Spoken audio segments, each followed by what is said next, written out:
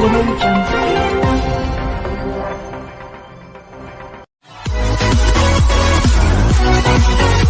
नमस्कार, स्वागत है आप सभी का एबीएन न्यूज़ में। आज हम बात करने जा रहे हैं पूरनपुर की।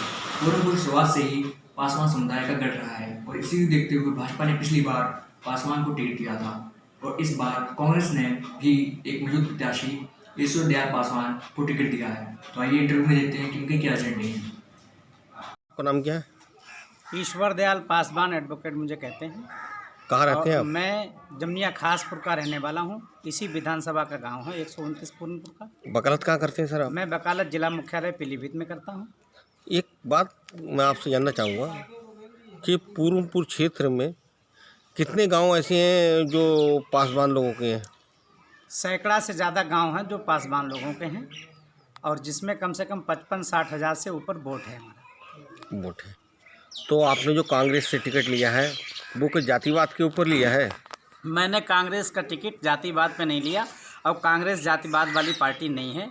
मेरा परिश्रम देख के कांग्रेस ने मुझे टिकट दिया, मुझ पे भरोसा जताया और 2-3 एंगलों पे चुनाव होता है, समाज का भी होता है, उसका व्यक्तिगत भी लोगों से टच कितना है और मेरे सामने कौन प्रत्याशी हैं, ये सब चीज़ों पे चुनाव निर्भर करता है। और मेरे सामने जो प्रत्याशी आने वाले हैं, पहली बात तो अभी कोई आया नहीं है, किसी का नाम नहीं ले रहा हूँ, लेकिन जो आने वाले हैं संभवतः कि वो उनको मैं क्रॉस करके नंबर 1 पे जाऊँगा। तो आपको मतलब इसी क्षेत्र में इसी बुनियाद पर लिया है कि आपकी मतलब वोट आपके पास वोट संख्या ज़्यादा है? मेरे समाज का वोट संख्या ज़्यादा है और कांग्रेस का वोट यहाँ इस विधानसभा में कभी कम नहीं पड़ा। यहाँ पे मुस्लिम समाज का 95% वोट है, 95 हज़ार वोट मुस्लिम समाज का, लगभग 1 लाख का वोट है।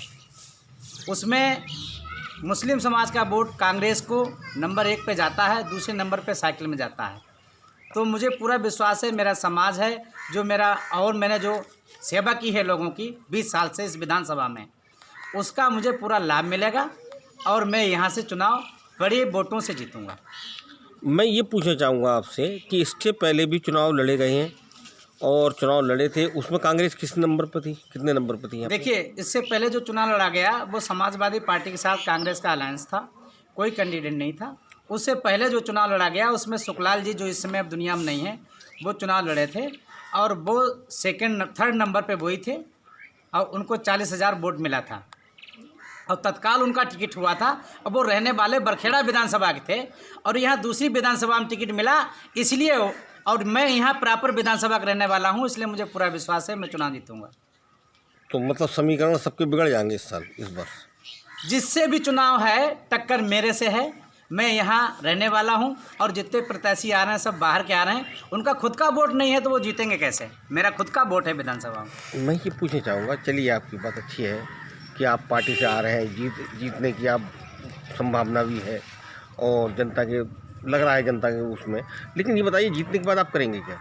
जनता के बाद जैसे हर एक आदमी करता है तो जनता के लिए आप क्या करेंगे? देखिए, जैसे आपकी पार्टी ने कहा कि 40% महिलाओं को आरक्षण दिया गया है, बाकी और सुविधाएं, आप क्या अलग से क्या करेंगे उसके अलावा? जो एजेंडा है नंबर 1 पे, मेरे यहाँ की जो परिस्थितियाँ हैं, नंबर 1 पे जंगल का टाइगर जो निकल के आता है लोगों की हत्या करता है, सैकड़ों लोगों ने आपने देखा कि टाइगर खा गया, नंबर 1 पे वो। दूसरे नंबर पे किसानों का वाजिब मूल्य नहीं मिलता फसलों का, उनके जो भी सेंटर लगेंगे उसको अपनी जिम्मेदारी में किसी की किसान का धान या गेहूं ना रह जाए, वाजिब मूल्य मिले।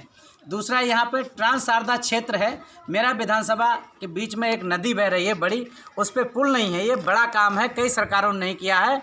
तो मेरी पहली प्राथमिकता में है कि मेरा विधानसभा क्षेत्र पुल बनने के बाद जुड़ जाए, किसी को असुविधा ना हो और आवारा पशुओं से भी निजात मिले। आप शेर को कैसे रोकोगे? जब टाइगर रिजर्व जो है जंगल और उसमें तारबाड़ी हो जाएगी तो शेर सुता ही रुक जाएगा।